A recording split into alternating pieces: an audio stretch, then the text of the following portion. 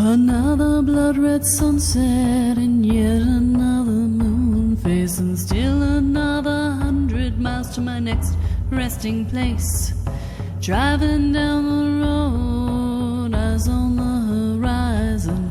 Within my car, I'm all alone, but feeling good and feeling strong, knowing that this path I'm on brings me to myself. I'm driving. Hey y'all, I'm Jules. Welcome back to another episode of Spirit Sherpa, the show that helps and encourages you on your journey to unlock your magic mojo. With me as always is the spirit doctor, Kelle Sparta. Hello, Kelle. Hello, Jewel. In my low voice. Yes. How are you today? Well, I'm in my low voice because my housekeeper's come through and she used the oil to clean the mold off of the cabinets, and now all of my sinuses are draining down into my throat and lowering my voice. Yeah. So you have that sexy telephone operator voice. Sexy telephone op. So funny story. Years ago, when I was in college, I worked at an accountancy firm called Spurgeon and Martin, or S&M for those of us on the inside. And yes, and they fired or let go, or the front desk receptionist quit, and they just were taking their sweet time about finding another one, and they kept dragging me. I was working in the payroll department, and they kept dragging me out of the payroll department in the middle of payroll and year end and quarter end to answer the damn phone. And so the more irritated I got, the more sultry my voice became. And one of the other payroll clerks who worked with me was an aspiring anime artist. And he gave me, which I swear to God, I'm so sad I can't find this. It's disappeared somewhere. But he gave me a sticky note that had me in full dominatrix outfit saying, S&M Whips and Chains Department, how may I help you?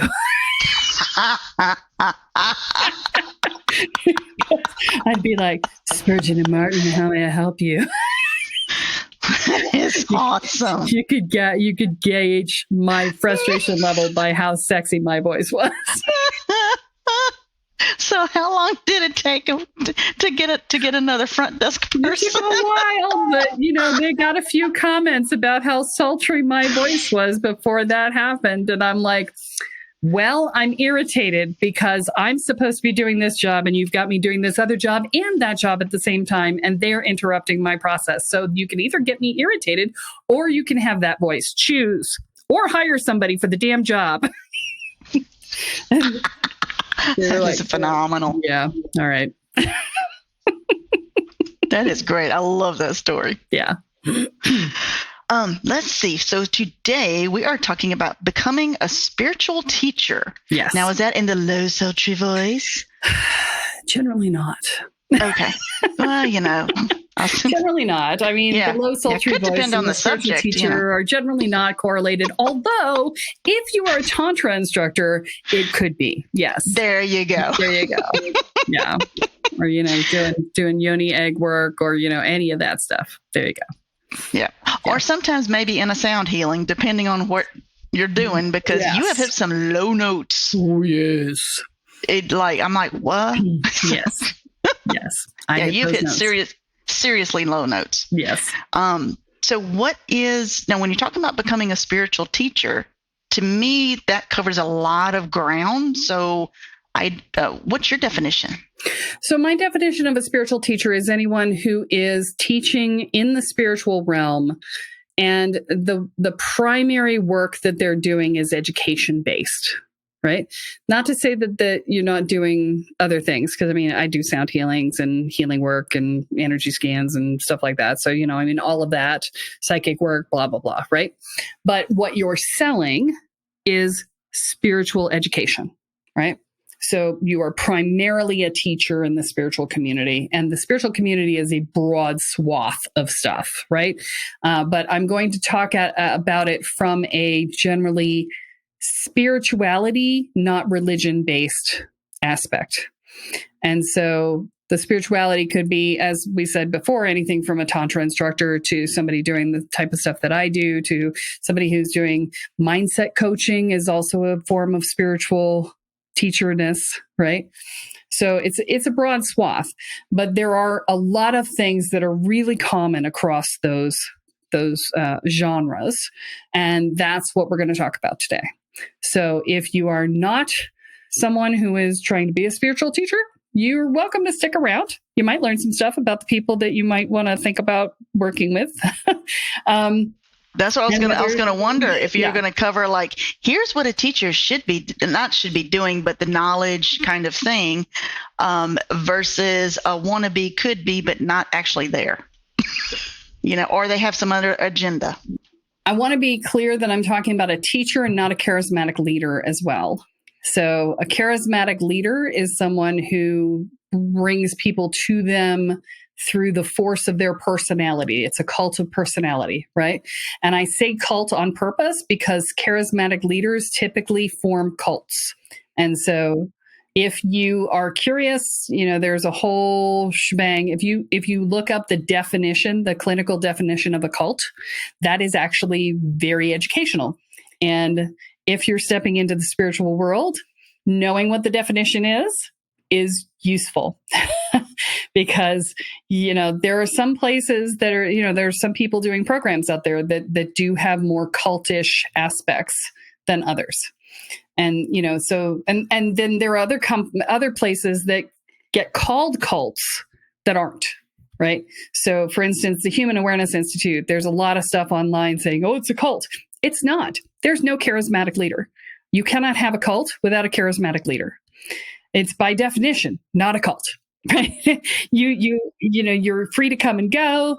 There's no, attempts to try and control you in your physicality or in your finances or anything like that. There's a lot of things that require it to be a cult, and it's nothing in alignment with that. But they get called a cult because everybody loves it, right? So because it's that sort of sense of there's such a strong sense of community that people on the outside feel like it might be a cult, but it's right because it's such a strong sense of community.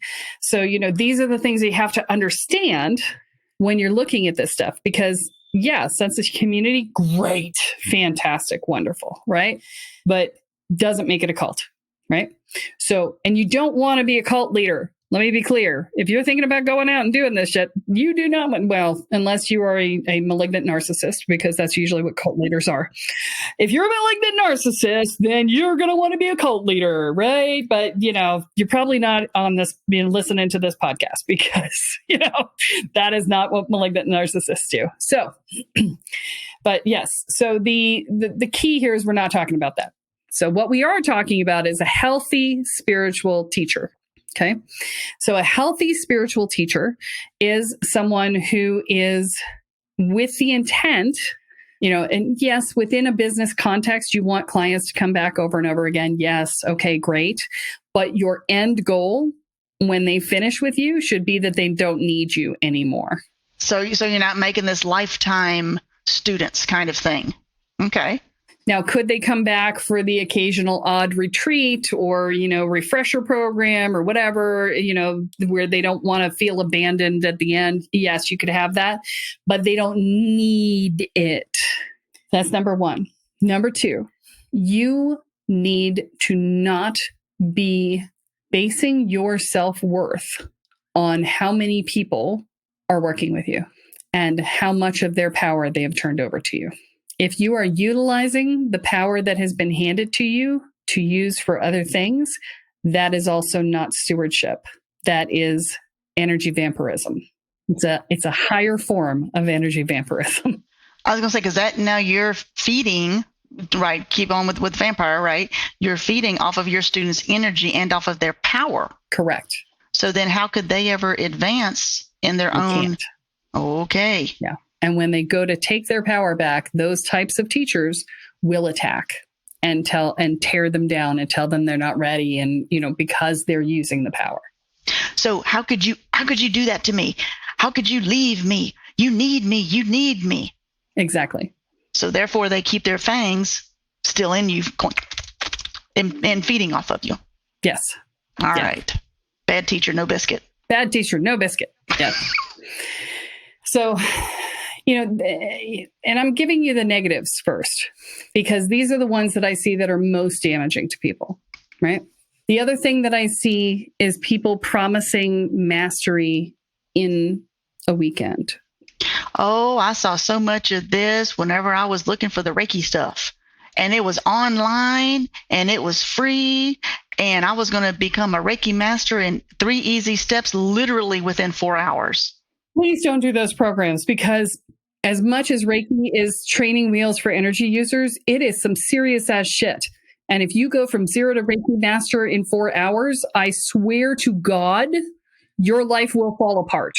It is what they call a healing crisis. Please do not do this. Yeah. Oh, and it was a total bullshit course. Total bullshit course. It's like, you have the whole, power, gifts bestowed upon the Reiki student and all that. And it was like, oh no, just watch these videos and poof, it'll happen. What? In 4 hours, master? I did what? Oh God, it was so silly, very silly. So these are the things that we have to worry about, right? So when you are a spiritual teacher, if you want to be a healthy spiritual teacher, the very first thing that should be primary in your intentions is the safety of your students. And that means that you set a solid container when you do work with them, meaning you have an energetic space that you're holding for them. It means that you are first and foremost working not to traumatize anyone. So it's more important not to traumatize someone than to get them to get it. Okay? Because sometimes people will be in resistance and they will not be able to be functional through the work. And if you push them, they will re-traumatize themselves. And so you need to be more attached to their safety than to them getting through the process. Because this happens with spiritual teachers when they're in their beginning stages. They're like, oh, well, I've got to get them to get it because that's how I establish my value. Your value cannot be based on your students getting it, or else you will not keep them safe. You will push them when they shouldn't be pushed. Okay. So that's number one. First and foremost, safety of your students needs to be the primary concern. Even if it means that you look like you don't know what the hell you're doing, if they're safe, you did your job. Okay. Number two, the second thing is you have to deliver value. Okay. And so my guides are coming in with this one, which means that this one's really important for you guys who are listening right now. Don't steal other people's shit. Don't take somebody else's stuff and pass it off as your own. You may use other people's stuff, but always credit the person who put it together. If I ever do something that is somebody else's, I promise you, it is not because I tried to steal it. It's because I forgot that that's where I got it from. Okay. And if somebody comes up to me and says that's so-and-so's, I will immediately start crediting them. Okay. This is not a competition as to who came up with the best and brightest thing first. This is acknowledging your elders and where you got stuff from. And that does not make you look like you don't know what you're doing. It makes you look like you honor the people who came before you. Yes, paying respect. Yeah. And even if everything you're doing is somebody else's and you've cobbled it together, as long as it works, nobody gives a shit, right? If it works, it's okay. But credit people where the credit is due, because otherwise you're stealing their stuff and that energy will come into your business and it will poison the well of your business. And basically, aren't you kind of being a hypocrite too, because you're being a charlatan? You're presenting this as yours when it's really not. Watch yourself on that thing. Okay. I feel like I feel like we're back in the first season where we're like spiritual don'ts, right? Yeah. How not to blow yourself up. How not to blow yourself up. This is how not to fuck up as a spiritual teacher, right? Yes. Yes. I really do feel like we're in here. So the other thing is to recognize that whether somebody is in love with you or whether they hate you, it doesn't matter, because the first person to say something to someone is an asshole because they've challenged their worldview and they don't want to be challenged. The 10th person to say it to you is, yeah, I've heard that before, whatever, right? And the 20th person to say it to them is, oh my God, you're a miracle worker. That's amazing. Because they're finally ready to hear it, right? Some days you get to be the asshole. Some days you get to be the yeah. And some days you get to be the miracle worker. None of it has anything to do with you. Let it go. Let the ego step aside. Yeah. It's got nothing to do with you. You just happen to be the one who said it at, whatever number time it was, right? So it's another big one. And everyone who's married understands this concept. Because as well as I do, whenever your spouse tells you something or you tell your spouse something, it's because it's coming from you. They go, yeah, whatever. Have someone else outside tell them the exact flipping thing. And all of a sudden, they have this wonderful idea, blah, blah, blah, blah, blah, blah. I'm like, yeah, I kind of told you that 2 months ago. And then they go, really? I don't think you said it like that. No, actually I did. I had a roommate years ago who did exactly that. And I just stared at her. I didn't say a word. I just stared at her. And she's like, but it was amazing. And I'm like, just staring at her. And she's like, I know you said it, but I couldn't hear it from you. I'm like, fair enough. So long as you acknowledge that it's what I said. Like, I don't need you to have heard it from me. It's okay. But God damn it, I said it. We could have saved each other a whole lot of grief and heartache. Yes. Oh my God. Yeah. So yeah, it's like that a lot. So, all right. So as a spiritual teacher, right? So the other thing as a spiritual teacher is you're going to be standing in front of a lot of rooms. You're going to be standing in front of a lot of people. You need to learn how to manage your energy. Because if you are doing an empath thing and you're putting everybody inside your energy field to read them and do this, you're going to be exhausted at the end of all your presentations. You need to learn how to manage your energy differently. You need to learn how to read the room without having everybody inside your energy field so that you can come off stage being energized to engage with the people in front of you instead of like feeling like you're going to fall flat on your face. So that's another huge factor that you need to pay attention to is shifting the way that you hold your energy in an audience. And that also includes learning how to speak well. So learning how to remove the ums from your language, which a friend of mine used to say, clutch engaged, right? And so you have to learn how to pull that out of your language. What you have to recognize is every time you say the word it's you going, I don't know what I'm going to say next. And so instead, just be silent for a second. Silence is powerful. Use the silence. If you ever walk on stage and don't say a word when you come out on stage and just stay silent, you're going to watch a room get very quiet and then very uncomfortable because people are not okay with silence, but you will have all of their attention, right? So use it well. And this is the other piece, right? Is that if you're not doing your work, you have no right to be standing on stage because you are not walking the talk. Okay. Can you go into that one a little bit more? If you are someone who's like, oh, I'm there, I'm enlightened, it's all good, I know it all. That, by the way, is an ego statement. Yeah, isn't that quite opposite of spiritual teacher? That is the opposite, yes. But if you're sitting there saying, I know it, I've mastered it, I'm good, I don't need to do anymore, I'm just going to teach this, I promise you that will come back and bite you in the ass. I promise you. Or that my way is the best, quote unquote. I don't know if there's like a competition like, well, I'm just going to make this up. Here's how we read tarot. But my method is the best way to read tarot. Hers, it's okay, but it's old school. My way is the best. I'm totally making that up because I don't know what I'm doing, but just using that as an example. So I'll tweak that slightly and say, don't badmouth other teachers. If you badmouth other teachers, it only reflects badly on you. Okay. So, it's one thing to say, this is what I like about this. This is what I don't like about this. That's okay. Because it is, like This is what I like about, like Landmark, right? I love that Landmark is all about integrity and it's got a lot of technology for taking your power and whatever else. What I don't like about Landmark is there's not a lot of heart in it. In fact, there's no heart in it, right? It's all head based. It's not heart based. And so I really, for me, it's not a good fit because I really want to balance with the heart. That's not bad mouthing. That's saying, this is what works. This is what doesn't work for me. And if you like a really head-based approach, Landmark is awesome. If you like a head-based approach with a whole lot of structure to it, and that really floats your boat, and that's for you because you're an engineer brain and that's how it works, fantastic. Go do some Landmark work, right? But if you're somebody who really likes heart-based work, it's probably not a good fit. And we're all different individuals, so there's variety. Exactly. So that's not bad mouthing. That's giving an honest assessment of what is a strength and a weakness of something you've been through, right?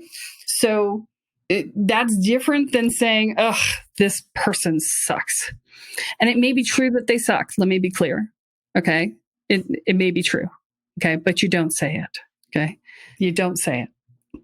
If somebody's thinking about going and doing the work with that person, what you say is, I might choose somebody else. I think this other thing over here might be better. Not sure that's a fit for you. And that's not saying they suck. That's saying I'm not sure it's a fit for you. Because the person who sucks in your definition may be fantastic for someone else. And even if they're actively doing damage to people, some people need to be damaged in order to get better. Ooh, okay. Now you just flipped my wig on that one. But I have talked to many a person who has been through a program that damaged them, who came out the other side saying, I'm so grateful I did that because I really needed to see it in my face that hard before I was going to get it. I'm giving you these assessments because this is my belief in what a good spiritual teacher is. And this is where I have found the most healthy evolution for myself is in environments where they were held like this. And I've also gotten damaged by things along the way. And that was part of my journey, right? It got me there, right? So, and everybody else I know has gotten damaged along the way. And that's part of it, right? It's just, sometimes spirit puts you where you need to get your ass kicked because you're in so much resistance, you're not going to listen, right? And okay. So, and if you want to be a good spiritual teacher, if you want to be a healthy spiritual teacher, these are the things to aspire to. Right? That's what I'm saying. And be kind to yourself if you screw up, because it probably was spirit talking through you and giving the person what they needed. So. Yep. The spirit's like, okay, you're being difficult, you're being resistant and all that. So, and be careful whenever you tell the universe, like I have in the past, and I went, I won't do that again. Okay, if I'm just being stubborn, just hit me upside the head, because they hit hard. They do. 3x4 to the forehead, man. Just whack. Dude, I'm like, okay, I did not miss that one. I won't miss it again. Yeah. Let's not repeat that. Yes. Oh my God. Yeah. So, there's a lot, right? And then there's other things like learn to master the skills of working with a group on Zoom, because you're almost guaranteed in this day and age to be doing it. So I've seen some really bad Zoom facilitation. I mean, like horrifyingly bad Zoom facilitation. Okay. So let me start with never play a video of yourself when you are live on a Zoom call. Nobody came on the Zoom call to listen to you on a video. They came on the Zoom call to listen to you. Say the damn thing over again. Okay, let's start with that. You can't make this up. Okay. So how not to blow yourself up on Zoom? This is awesome. Okay, what's the next one? So make sure that you have a good microphone and that you are not like so quiet that no one can hear you, because when other people talk, they're going to get blasted. The sound's going to get blasted. Know how to use your microphone and know how to make your microphone louder and softer, and get somebody else on the call beforehand to test the mic levels if you've got a new setup, right? Because damn, nothing's worse than having multiple people at different volume levels and you're just trying to like volume up, volume down, volume up, volume down. I'm pulling your earbuds out and throwing them across the room because they've just blasted your ears out, Yeah. And then it becomes about the pain of the experience of the platform, not about what you're teaching. Not about learning, because everybody forgot that because you just made an idiot out of yourself on Zoom. Don't do the things that people do on large calls on small calls. So like if you've got 3 people in the room or 5 people in the room, don't say type 1 into the chat if you think this. That is a large group process, not a small group process. And it's offensive to the people who are sitting there who could simply just say, oh yeah, I've had that experience in a small group environment. Okay. It is counterproductive. It is clunky. We do it in a large group environment because it's necessary, but you do not want to put anything between you and interactivity in a small group environment. Okay. And that's one of the big things is you have to recognize that the size of the group makes a difference as to how you facilitate. There's a lot more than this. I mean, I was going to do a workshop in this at one point, and I was going to do a certification actually. And I have an 8-page outline on just how to do Zoom calls. So when I say there's a lot. Yes. Be mindful of your background. Yes. That wasn't even in there. I should add that. Yeah. And then I can't make it up. I was on one, and apparently the person forgot that they just dressed business attire from the waist up and literally had PJs on, waist down, and literally got up. They had something on. Yeah, true that. Yeah, it has been worse. Could be worse. And got up to go do something. I'm like, oh, they got Smurfs on, boxers on. All right, cool. Or the lady, this was on the news. I forgot where it happened, but she forgot she was on Zoom and people could see her as she was in a school board meeting with a bottle of vodka. Then she was taking shots. Or the person who forgets to turn their video off when they go to the bathroom. Yes. Yeah. Yes. Yeah. You can't make this up. All of these things. All the things, yes. So yeah, when I say to you that learning the platform, I know as a spiritual teacher, there's a resistance. All my spiritual peeps, they're like, I hate technology. I understand. But technology is necessary. We need to befriend it.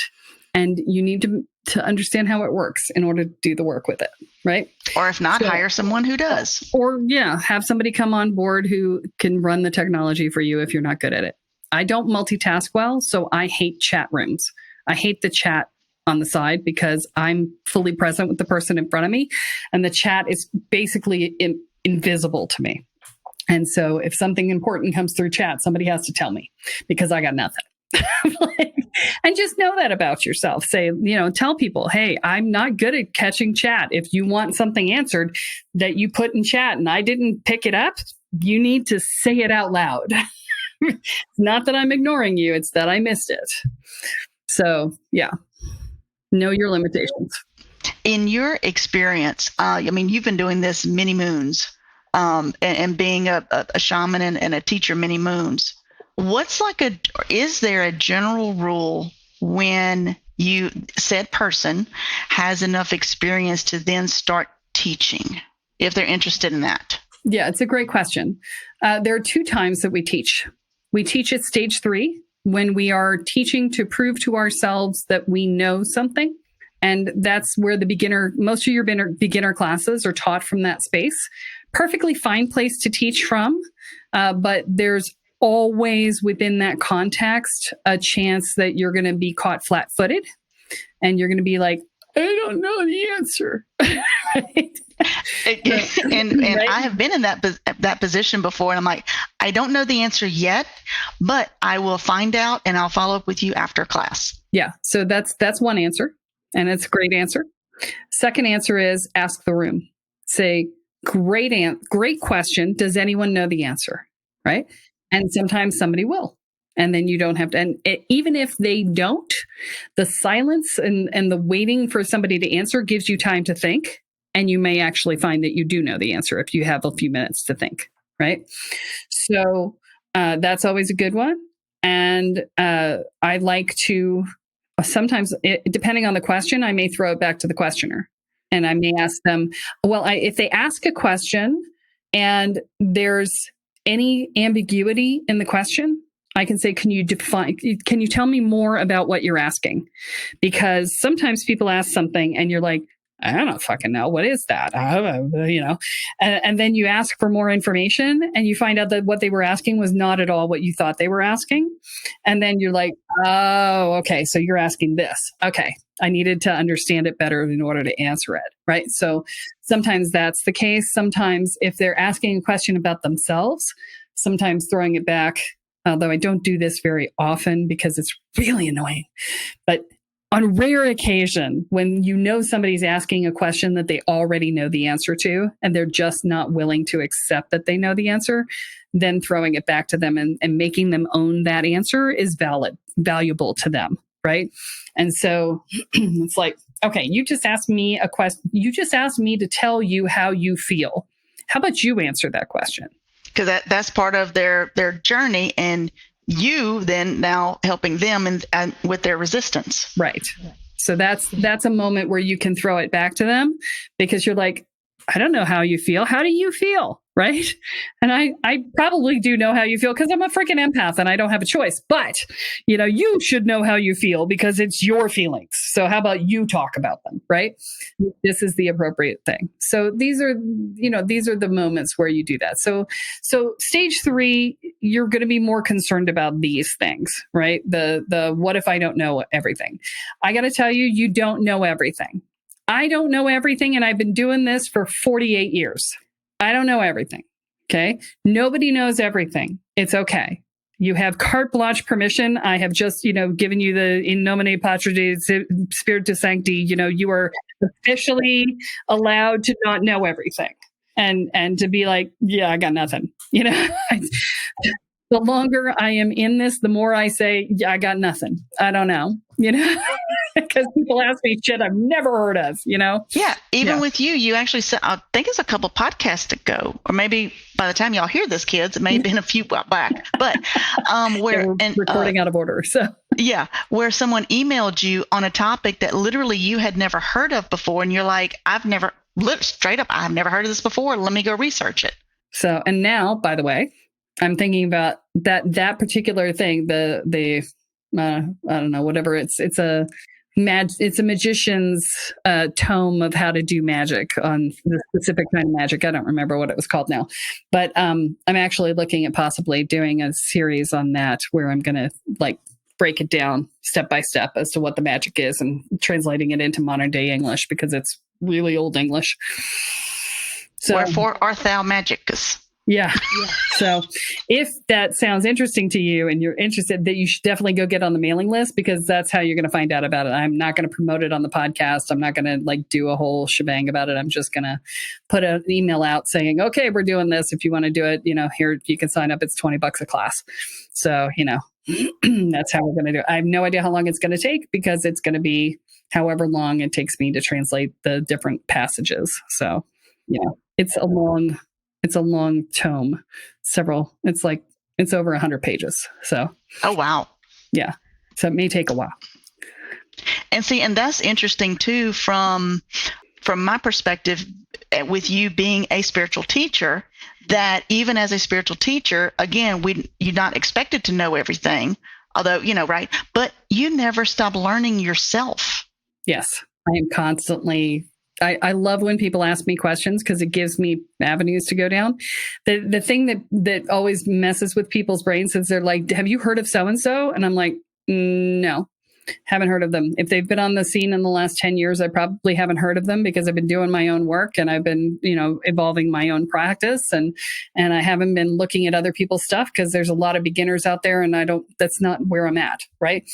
And they're like, oh, but you just quoted them. And I'm like, no, they quoted the same source material that I quoted. I didn't quote them. Right. Because, I didn't get it myself. They didn't get it themselves. But we both studied the same stuff way back when. So, yeah. But yeah, that's the other piece is that you'll get that told to you. And so stage 3, teachers, is where you're teaching to prove to yourself and others that you know. Right.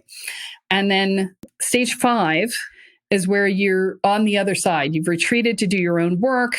You've, gone out and, thrown your ass to the wind and trusted the universe and let it take care of you. And you've come into relationship with your guides and blah, blah, blah, blah, blah. And then you come back to teaching, not because you're trying to prove to yourself, but because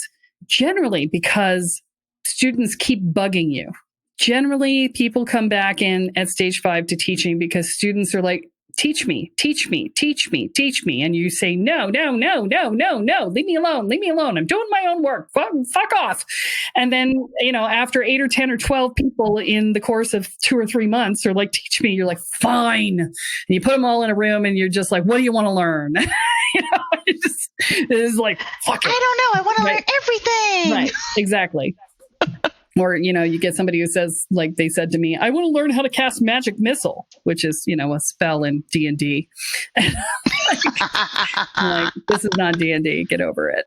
I wanted to do fireballs, and you told me no when I started. I'm like, but they're so cool. Yeah. And you're like, yeah, no, not so much. Not so much. By the time you can cast a fireball, you won't want to. So, yeah. Yeah, and I so did not believe you, but I do now. He didn't either. I told him the same thing and he didn't believe me either. So yeah, it's like that. So yeah. So, this is the thing is that typically at stage 5, you're coming back when people are dragging you back into teaching.